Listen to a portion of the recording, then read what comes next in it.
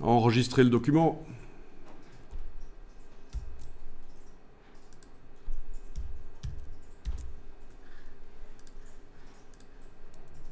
Alors, je vais terminer par ceci. Vous pouvez regarder, vous allez tester après. Je vais ici activer l'outil plan de travail. Et je vais aller tracer un nouveau plan de travail ici. Ne le faites pas, regardez d'abord.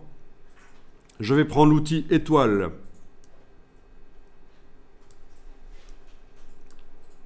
Voilà.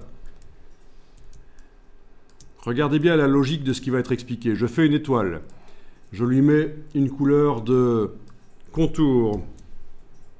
Donc, case contour à l'avant-plan. Pendant que cette étoile est activée, je vais lui mettre de l'orangé. Voilà. L'épaisseur du contour, je vais gérer ça par la palette contour. Elle est là.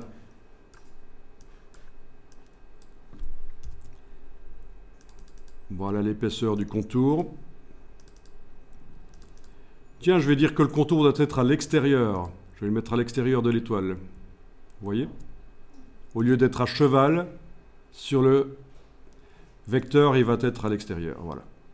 Ah oui, les angles de l'étoile sont ronds. Si je les veux pointus, je mets là. Mais je vais les prendre ronds, c'est pas mal.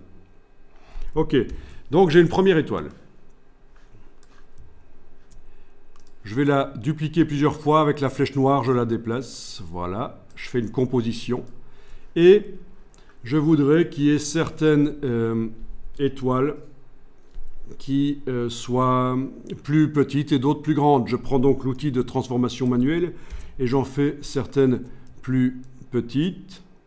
Voilà. D'autres plus grandes. Voilà. Etc. OK.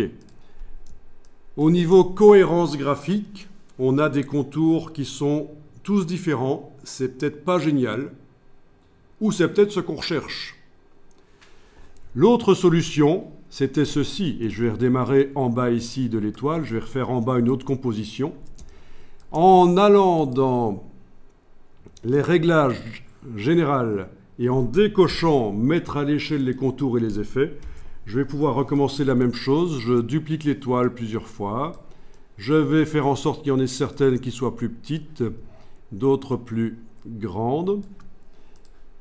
Voilà. Et c'est différent de ce que j'avais au-dessus.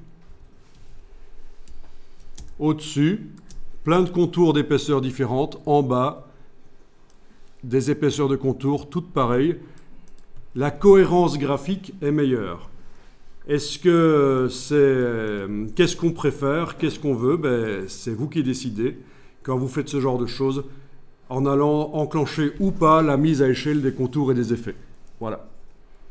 Donc ça, c'est une des choses les plus importantes dans Illustrator. Et maintenant que vous savez que ça existe, vous allez éviter des catastrophes quand vous avez un logo avec un contour, ce genre-là. Voyons un peu ça. Je vous fais rapidement un logo.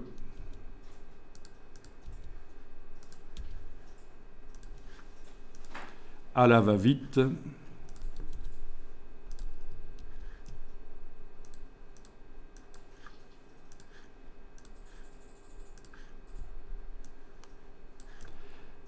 Voilà.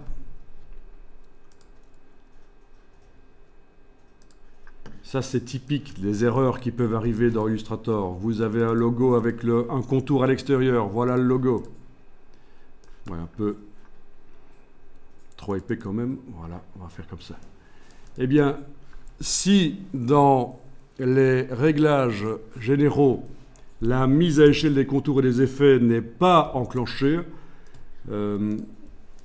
quand on redimensionne le logo quelque part, il va devenir tout pâté.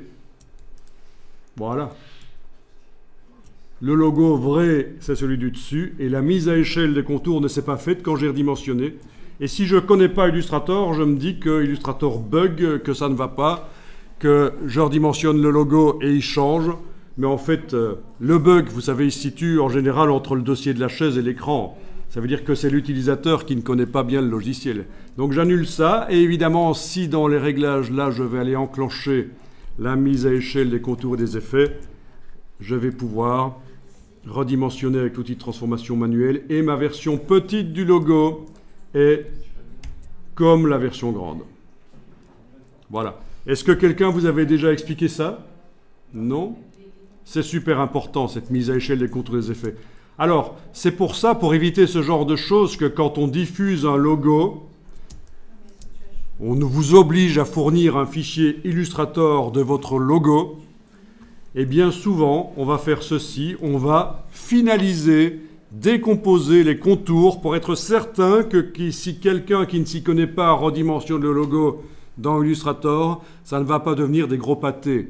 Et pour faire ça, c'est simplement, les objets sont sélectionnés, objet, décomposer l'aspect, et voilà, on a vraiment des contours qui ont été créés, des vecteurs. Donc si je compare à mon logo qui est là, commande Y, c'est juste un contour infographique modifiable qui a été mis autour. Et la version décomposée, ce sont des formes. On ne peut plus modifier l'épaisseur du contour, ils ont été transformés en formes. Comme ça, vous avez toutes les astuces. Voilà. Ah tiens, on dirait que j'ai bougé un peu, voilà, c'est mieux. Alors, c'est pas évident quand on débarque là dans l'infographie, dans le vectoriel, de comprendre tout, mais on va y aller par couches successives. Vous allez avoir des couches successives d'explications qui vont se recouper, qui vont... que vous allez mieux comprendre la deuxième fois que vous les avez entendues, donc ne vous inquiétez pas.